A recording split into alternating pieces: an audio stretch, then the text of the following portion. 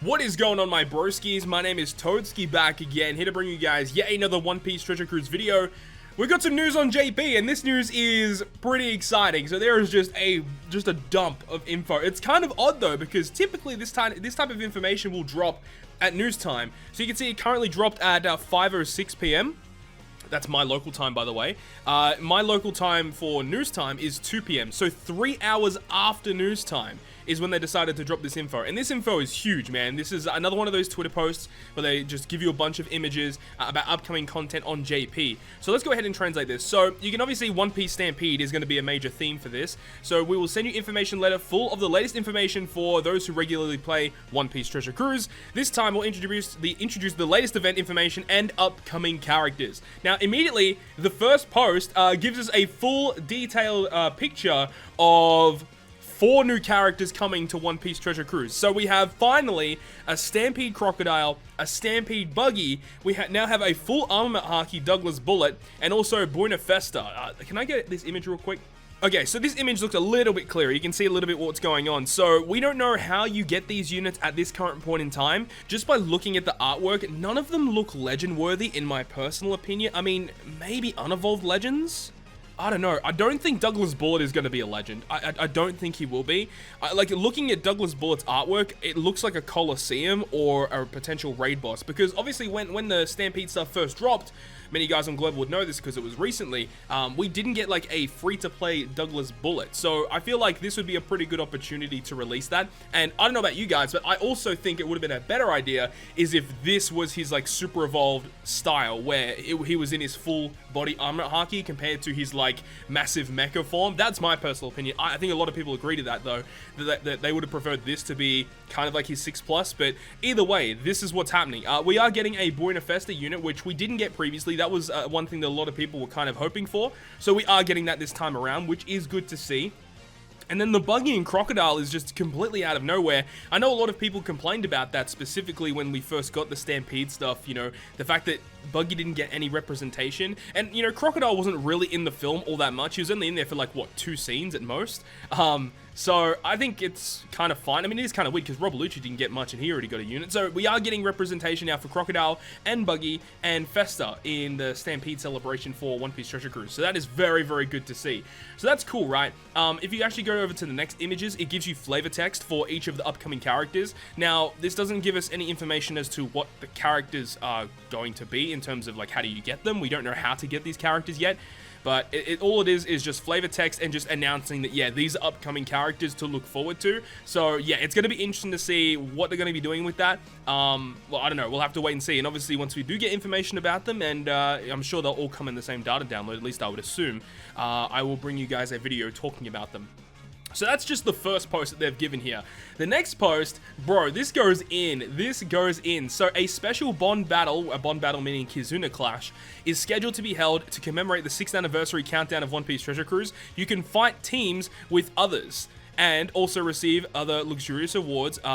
It says better than normal bond battles, so it looks like you can get more rewards or better rewards compared to regular Kizuna Clashes. But this is the big thing here. You can fight with others in the Kizuna Clash. Now, of course, we know how Kizuna Clash works. You can already get other people to help fight bosses and stuff.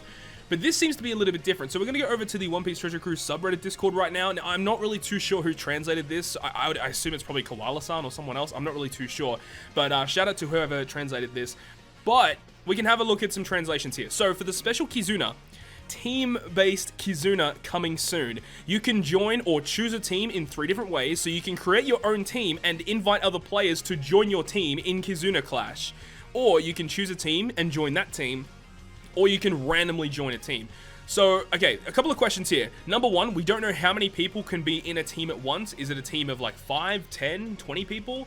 Unlimited? I'm sure it's not unlimited. That wouldn't make any sense. But yeah, this is weird. We want to know how many players you can have on a specific team.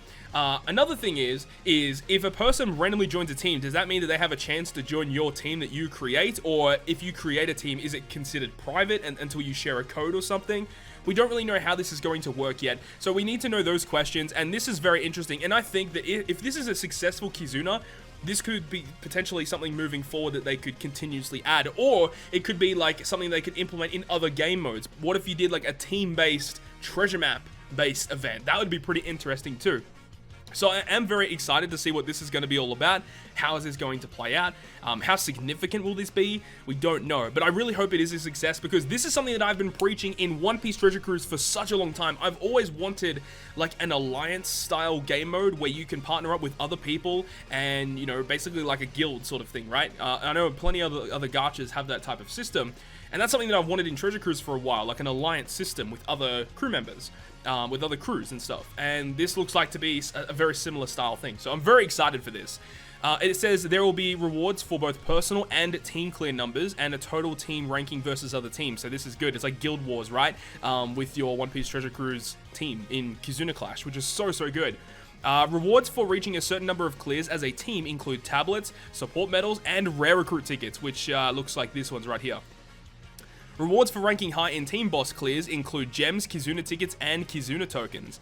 Okay, that's interesting. Though, wait, for ranking high in team boss clears, if it's a ranking based on amount of clears, wouldn't you get that after the Kizuna ends? Why would they give you tokens after the Kizuna ends? I don't know, maybe it's like in the middle of the Kizuna, or maybe it's like a point reward. After you clear a certain X number of times, you get those rewards given to your whole team. That looks very interesting. But yeah, dude, this is massive information. I love where this is heading.